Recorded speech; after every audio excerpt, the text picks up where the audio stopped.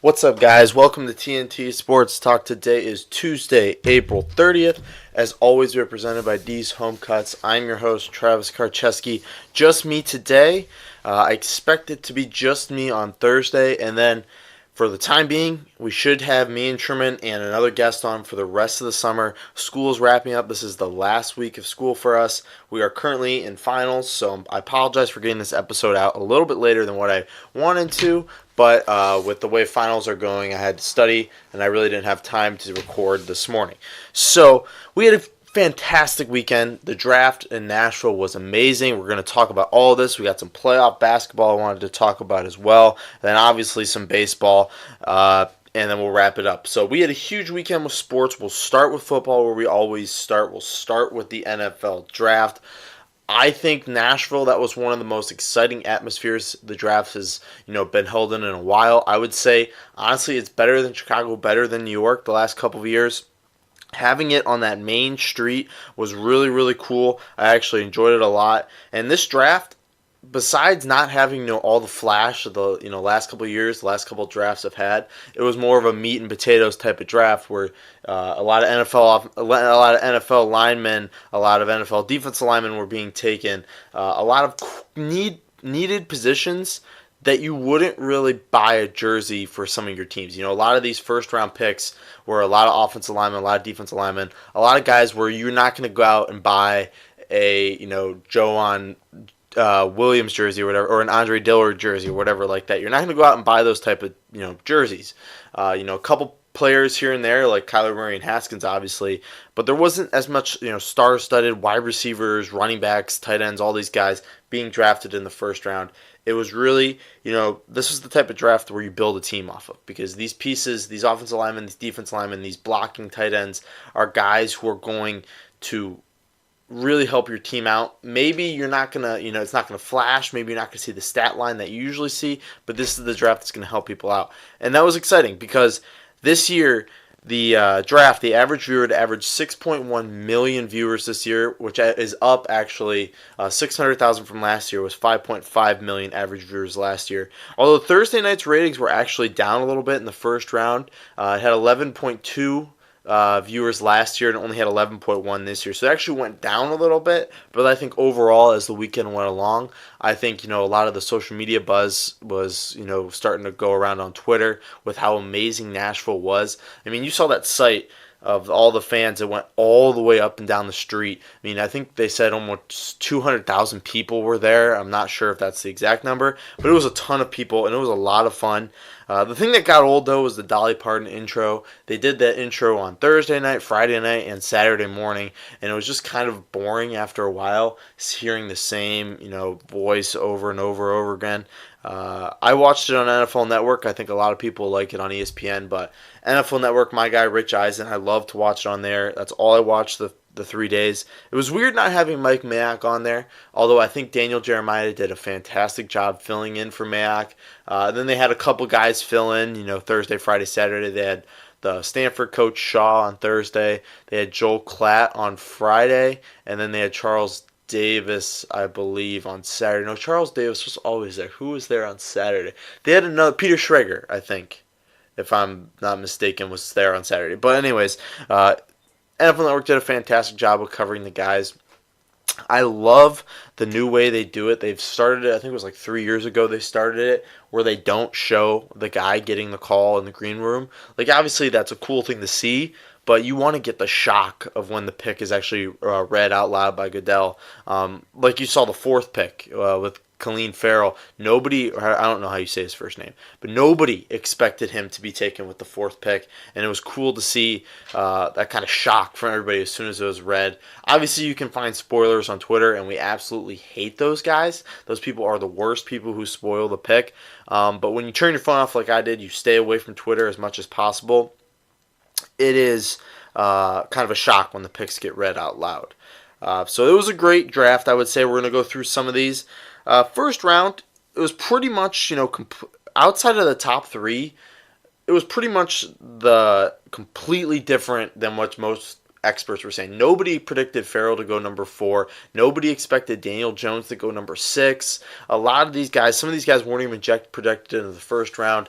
That's what goes to show you how hard it is and how stupid it is to do a mock draft. We love doing it. It's just fun for us. But when you're going to base who your team is going to be picking off of a mock draft, it's not the best way because it goes to show you on Thursday, mock drafts are usually wrong because usually what happens is one guy makes a mock and then everybody sort of copies off of him, and at the end of the day, all the mock drafts sort of look the same, and then you expect a guy like Jawan Taylor to go in the top 10, but he ends up falling all the way to the second round. So mock drafts really aren't the best thing for you to look at in terms of who your team's going to pick. Gives you a good idea, but it's not great. And then the other thing that's not great is the draft grades. I'm not going to go through, I'm not going to give teams that I like, drafts I didn't like, and grade them like a lot of people do, give them A through Fs, because I think that's dumb. I think drafts based purely on the names on the paper aren't a good indicator of how good the draft was. I think you got to wait 2 to 3 years down the road before you actually see, how great this draft was. I mean, you look at a team like, what was that draft? Like the Packers, I believe, in 2015, we no longer have any players on our roster from 2015, and that just goes to show how poor of a draft that actually was. So I think you got to wait 2 to 3 years to actually see who or what kind of draft stock you actually got. So you got to wait a couple years. So don't put all your eggs in this basket of this ESPN supposed expert in quotations who gives your team an F. Just chill out. It's a lot of these players that were picked haven't been, taught your system yet. You don't know how they're going to react in their system. Just because 6th-round linebacker from, LSU or whatever was given an F grade in terms of draft doesn't mean he's not going to turn out to be a good player. It's highly unlikely because usually 6th, 7th-round picks don't turn out to be much. But don't put all your weight into what some ESPN insider graded your draft. As far as the Packers go, I think they had a fantastic draft. We're going to see what happens. They took a lot of athletic guys, Rashawn Gary and Savage in the first round, and then Elton Jenkins and Jace Steinberger in the second and third rounds. That shows me they had a good draft there, not just because we haven't seen what they can do yet, but those 4 guys, I think you could plug and play them, day one, and they'll be starters this year, which is going to be cool. I think starters is the biggest thing if you want to grade drafts. You're going to look at who's going to start and who's going to sit.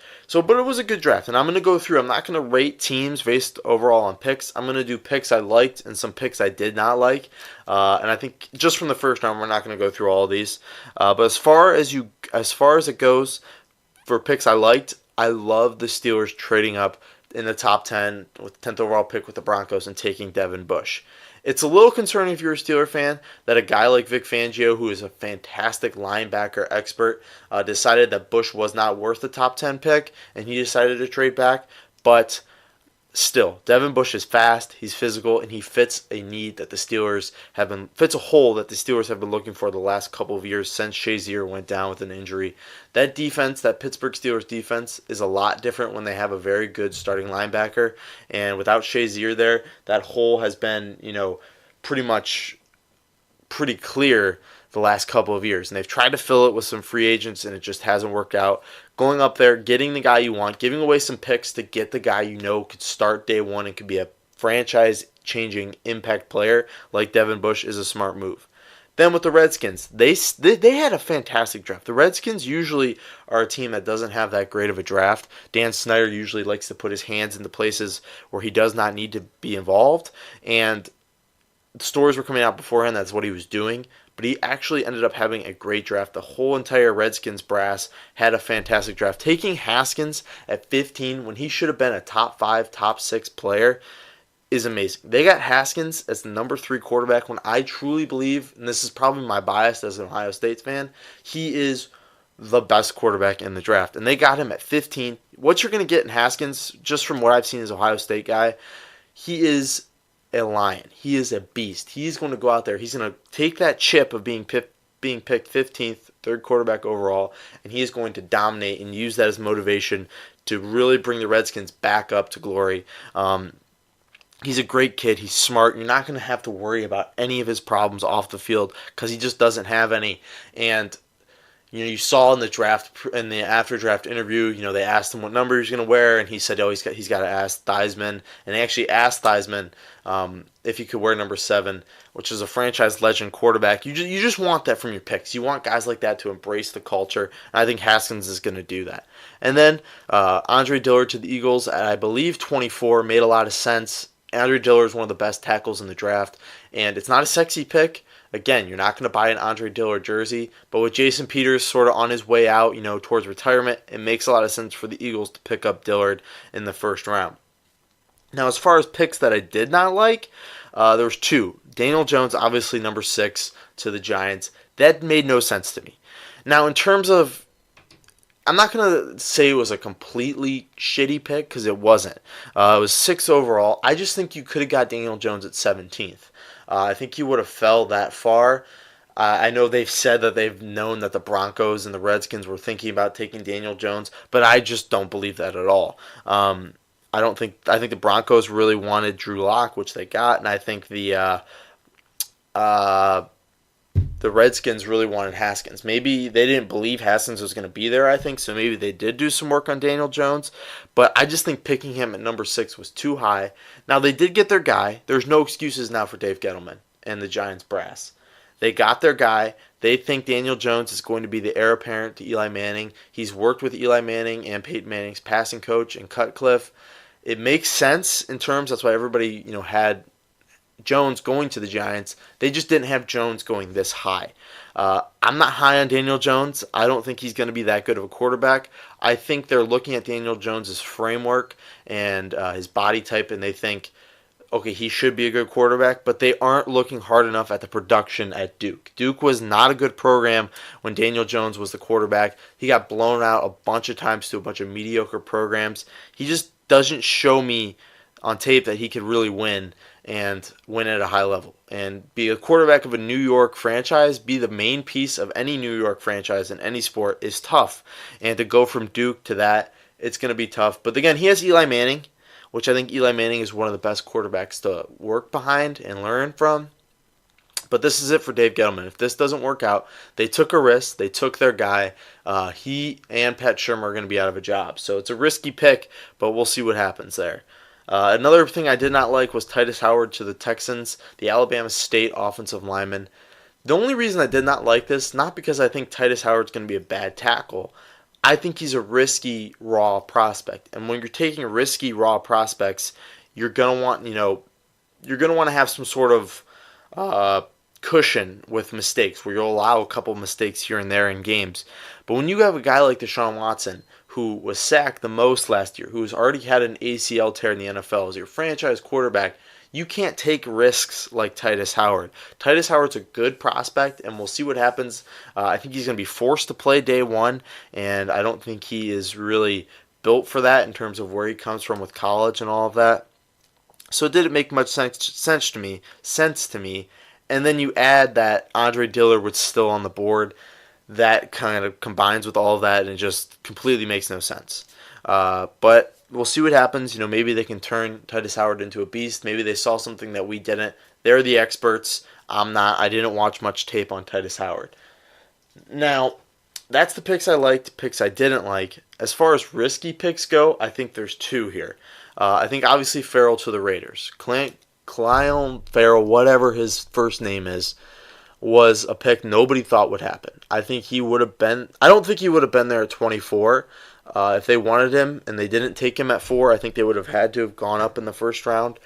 But he is their guy, I guess. He is a very high character guy. I think that's who Mike Mayock wanted to pick in a lot of his picks here. He had a ton of picks. I think he picked a lot of high character guys. He's trying to change the culture of the Raiders, and taking a guy like Farrell makes sense.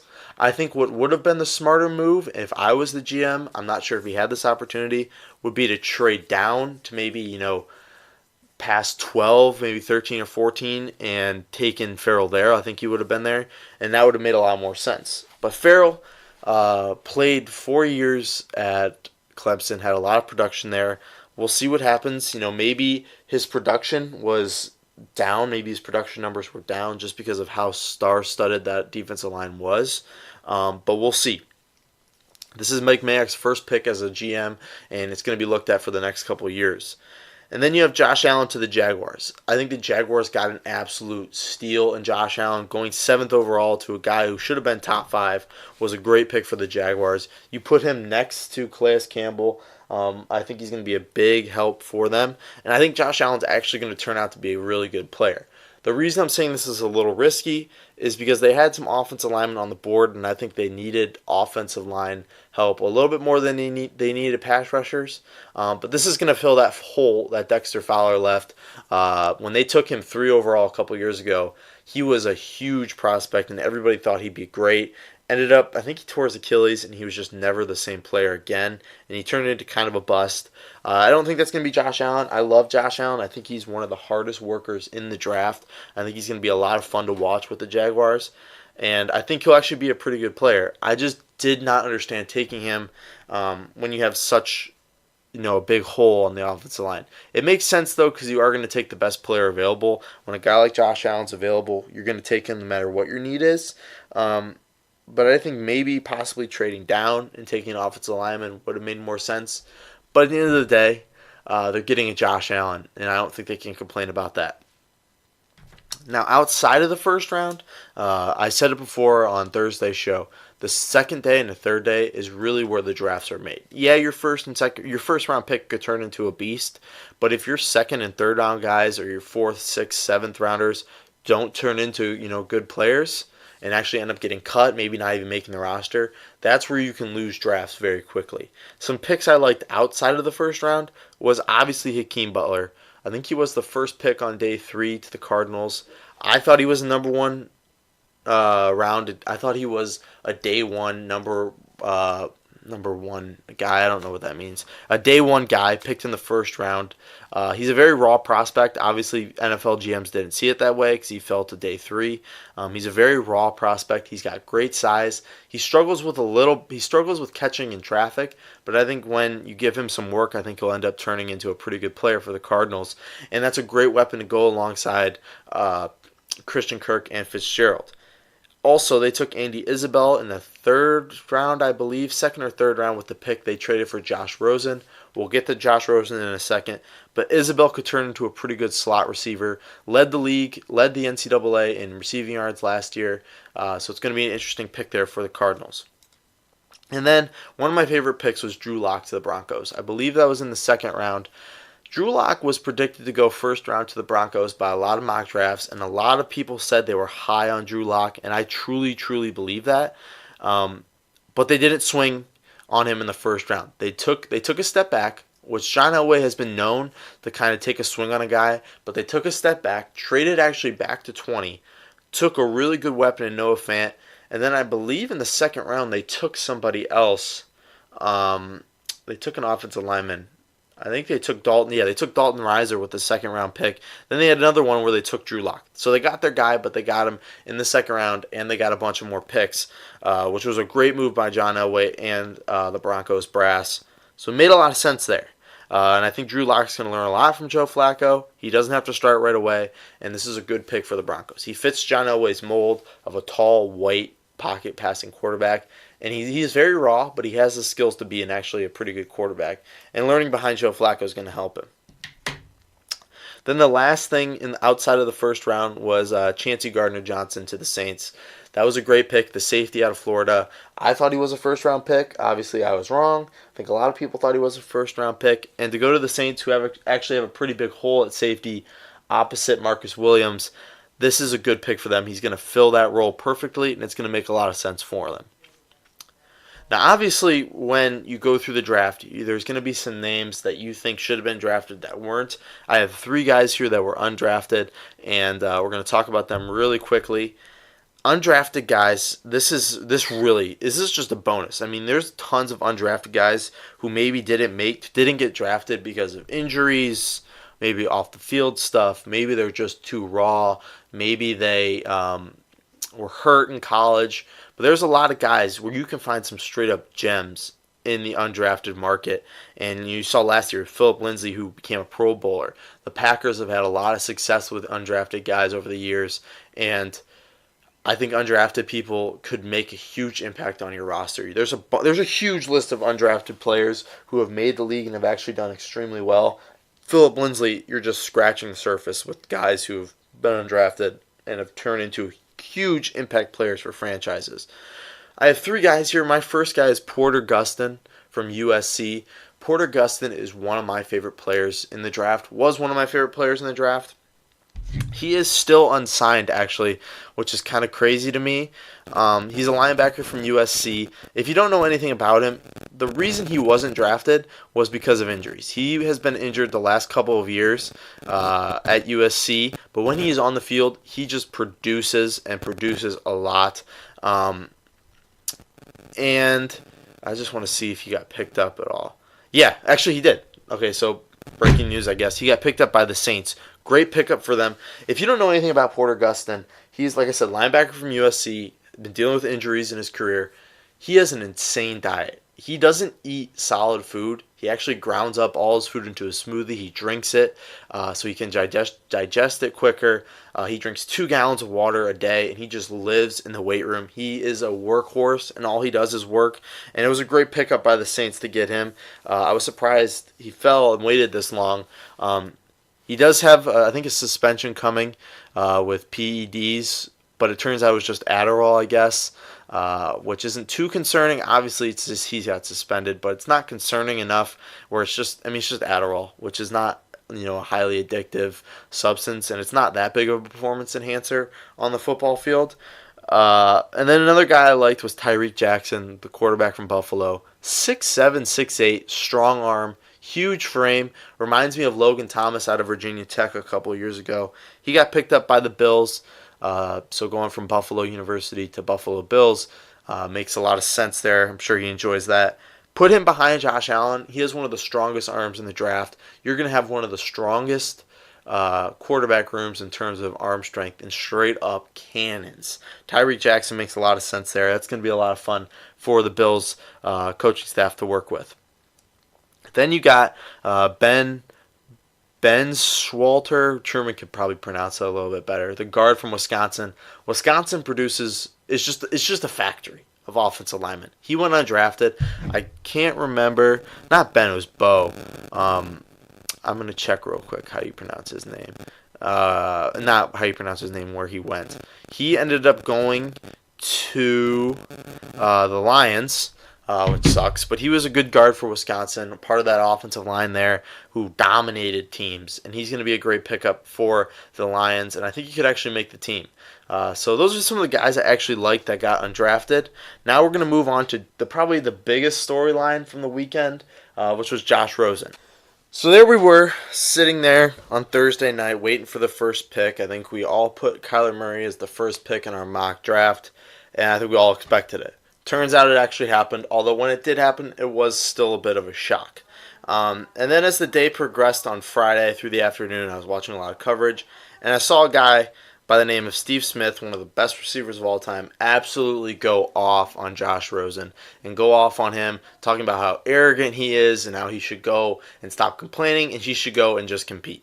And I'll be honest, I saw it live. The first couple of minutes, maybe even an hour after, I was on Steve Smith's side. I think he's a good rah-rah guy, and he motivated me, and I was like, yeah, you should go and compete, you should stop complaining, you should stop doing all this. But then I saw some other stuff, and I took a step back, and I really realized, when has Josh Rosen complained? When did Josh Rosen ever complain during this process? He showed up every single offseason program, every single offseason workout, knowing that chances are he wasn't going to be around during the season. He still showed up. And he didn't complain to anybody in the media. He didn't do anything. You saw a lot more from the offensive linemen of the Steelers and Le'Veon Bell and Antonio Brown and all these guys. You did not see anything out of Josh Rosen. And I think this whole narrative that Josh Rosen is an arrogant piece of shit guy that nobody likes is completely false. And I don't really know where it came from. And I think it's coming from guys who sort of buy into the hype at all. But just show me an example of Rosen being a bad guy. Show me how he's arrogant and all this stuff. Just because he's smart, just because he had a hot tub in his dorm room in college, doesn't mean he's a bad guy. I don't think he is at all. And I think people are starting to see that more. You saw when he got traded to the Dolphins for, I think it was like a late second round pick. Um, you saw a video got released of Josh Rosen. It was a little forced, I'll admit that. I think people sort of egged him on to do it. But he just said, congrats to Kyler Murray. He's excited to go to Miami. And then he made a little bit of a joke, which was a little awkward there, when he said, like, oh, my apartment's available for rent if you want it, or something like that, which is kind of a forced joke, I think. But still, Josh Rosen didn't complain. And I think, yeah, the whole let's go out, just compete, don't ask for a trade, don't do all this. You honestly believe that a team is going to take a quarterback, number one overall, and then they're going to start the guy they took last year, number one? The last year, I think it was like 10th overall. No, Steve Smith doesn't know what he's talking about. He doesn't even know NFL, how the NFL works, which is crazy because he played so many years there. He doesn't know what he's talking about, though. Josh Rosen would never have gotten a fair shake there at Arizona. Kyler Murray would have been the starter day one. The entire offense would have been built around Kyler Murray and his skills. Josh Rosen just simply wouldn't fit in that type of college mobile offense. He's a pocket passing quarterback, and I just think it would not have worked out at all. So I think trading him to the Dolphins made a lot of sense. The Dolphins got a first-round talented quarterback for basically nothing. They're going to be paying him, I think, almost $5 million a year, which is nothing for a quarterback, which is basically just free quarterback. And you have a chance to get one of the best prospects. Would have been one or two best prospects in the draft this year. You're going to get him now for basically free, paying him basically nothing, and I think that's going to be a great deal for the Dolphins. And now people say, oh, well, he didn't do crap last year. He looked like shit. Yeah, he did, but he was behind the worst offensive line. He was with a coach who got fired after 1 year. He was with an offensive coordinator who's never called plays before, and all he really had around him was David Johnson, who looked like he completely forgot how to play football last year after his injury. He had Larry Fitzgerald, who's still a good target, but he's 16 years in the league almost. And then you had Christian Kirk, who's a rookie wide receiver, still trying to figure it out himself. So it really didn't make much sense to me as to why people were throwing so much hate. And like Truman's willing to call Josh Rosen a bust so quickly, but I'm really ready to hold back a little bit on that, and I think it's going to make a lot more sense here in the next couple of months when we see Josh Rosen absolutely ball it up in Miami, which I'm rooting for him now. I think everybody's rooting for Josh Rosen now, which also it's kind of a back shot at Kyler Murray, because I think people who are rooting for Josh Rosen are going to be rooting against Kyler Murray to do bad, which is tough because Kyler Murray didn't ask to be put in this situation. But with the number one overall pick, you obviously go into a pretty bad situation itself because teams picking number one overall didn't have the best year last year.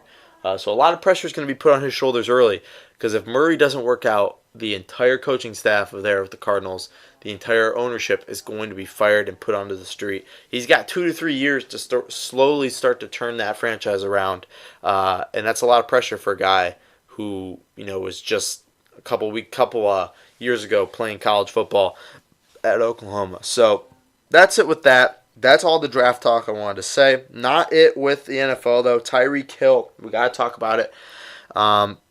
Thursday before the draft, the 911 tapes were released.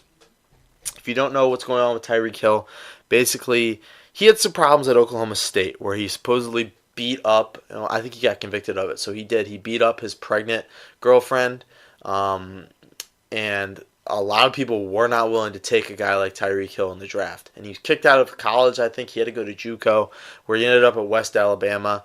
And then John Dorsey picked him, I think, in the 6th round with the Chiefs. So basically, last couple of years, he's emerged as one of the best talents in the NFL, one of the absolutely funnest, hardest players to guard in the NFL, funnest players to watch in the NFL, just because of his speed. And he's turned into a top 10 wide receiver, and he's made that Chiefs offense absolutely dynamic. But over the offseason, it started to come out that his son had a broken arm, and supposedly Tyreek Hill broke his arm, which is obviously, we're going to get a little serious here, absolutely unacceptable. And if it is true, he should have been kicked out of the league 2 months ago. The tapes came out on Thursday, 911 tapes, and they were pretty shocking. You can go find them on Twitter. Just search it. I'm sure they'll be right there. Basically saying, that his son should be terrified of him and all this stuff. It was a pretty disturbing tape. And the charges got dropped in the case just because they know somebody did something, but they couldn't prove who did what. And I think if you're the Chiefs front office, he should have been cut 2 weeks ago. As soon as it started to come out, he should have been cut. He should have been held to a higher standard than any of the guys who have gone through something like this. Coming out of college, he already had some stuff against him, and I think one strike, one penalty against him, he should have been gone. And I'm going to get a little bit... and if you're going to cut a guy like Kareem Hunt because of a video like that, you got to cut a guy like Tyreek Hill, who did something way worse than Kareem Hunt. And he really hasn't apologized, and he hasn't... And even if you do apologize, there's no excuse for this. He's got to be gone. You hurt a kid like this, you put your hands on a kid like this. The Adrian Peterson situation was a little bit different because it was just... it was sort of like a spanking punishment type of thing. There's no excuse for breaking your 3-year-old son's arm. It makes no sense, and you should have been kicked out of the league now. He should be kicked out now, and I'm actually kind of angry that they're keeping him on a line like this. And it just goes to show you, how much, if you're really that good, and no matter what you do, no matter how bad it can get, they're still going to look into it. If once they heard about this, he should have been gone. But anyways, you saw this with John Dorsey. John Dorsey, and you saw it in the draft this year. I'm not talking crap about John Dorsey. He did his job. He thought Tyreek Hill maybe was better. Maybe he understood his mistakes, and I think we all fell into that. But what John Dorsey does is he's willing to take risks on players who have had past allegations. You saw it in Kansas City by taking a guy like Tyreek Hill. You've seen it now in Cleveland. He took Antonio Callaway last year. He picked up Kareem Hunt, and he actually took Greedy Williams, who's also had some problems off the field. You've seen these type of situations. He is willing to take a high risk he's willing to take a very high risk off of guys who have had allegations like this for talent. And sometimes that works, sometimes it doesn't. I think that, it reignites the fan base. I think fans get excited about this. But it slowly deteriorates the character of his locker room. And I'm not saying that's how it's going in Cleveland. I think he's got a lot of high-character players. Antonio Callaway is actually a success story because he's starting to turn it around there in Cleveland and turn around his life. But you've seen it. It's a risky thing. And when you go doing something like this, obviously I think Tyreek Hill should be cut. He should have been cut 3 weeks ago. But we'll see what happens over the next couple of weeks. He's actually suspended by the league right now. Then Doug Baldwin's our last football storyline. He is possibly going to be retiring due to multiple surgeries over the offseason, multiple injuries he's had over his career. It looks like Doug Baldwin's going to be hanging it up. One of the most underrated wide receivers of all time, I think, and that's going to be a big hole for the Seahawks, who drafted DK Metcalf in the second round, and they were, I think they're pretty clear. They pretty much understand that Doug Baldwin's done, so that's why they took DK in the second round. We're going to move now to some basketball. We'll keep watch on Tyreek Hill and Doug Baldwin. We're going to move now to basketball. Before that, check out my guy, D's Home Cuts. $7. You won't find a cheaper haircut anywhere. D's Home Cuts provides its clients with some of the best haircuts around Northeast Ohio for the cheapest price around Ohio. For only $7, he'll provide you with a great cut and styling. Check him out. Me, Truman, 90% of the guests we've had have gotten their haircut at D's at least once or they're lifetime clients. Check him out, D's Home Cuts, on Instagram at D's Home Cuts. Send him a DM if you want an appointment. Trust me, you won't be disappointed. D's Home Cuts, professional haircuts at a low price. We got 4 playoff series going on right now. All 4 are underway. The Blazers and the Nuggets game got underway last night. We'll go through all of these series, though, to give a quick little line. I think most people have been watching the Rockets and the Warriors series. Warriors won the first game. A lot of questionable calls were thrown around, which I think is complete bullshit. I think James Harden has completely turned into a diva and a baby over the refs the last couple of games here, especially the last game. Complaining about the no foul call versus Draymond Green was the stupidest thing I've ever seen James Harden do. James Harden is one of the biggest actors in the NBA today. He flops every single chance he gets. Everybody knows that when he shoots a shot and he starts to kick his legs out so he gets the landing spot call, He does that all the time. In the last 5 years, James Harden has shot over 4,000 free throws, and the closest, I think, is second. I think it's DeMar DeRozan is in second at 3,000. So there's 1,000. He shot 1,000 more free throws than anybody in the league the last 5 years, and he's complaining about foul calls. Everybody looks away from James Harden when he does that little extra step, which could be called as a travel.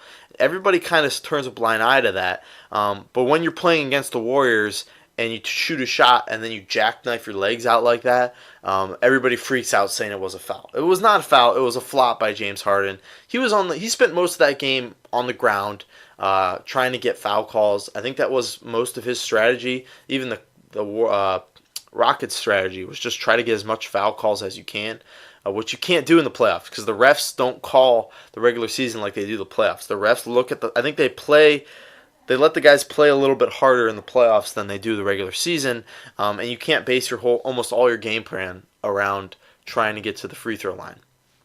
This is going to be an interesting series because you saw James Harden say he just needs a chance. He talked about it in this press conference. But James Harden, stop complaining.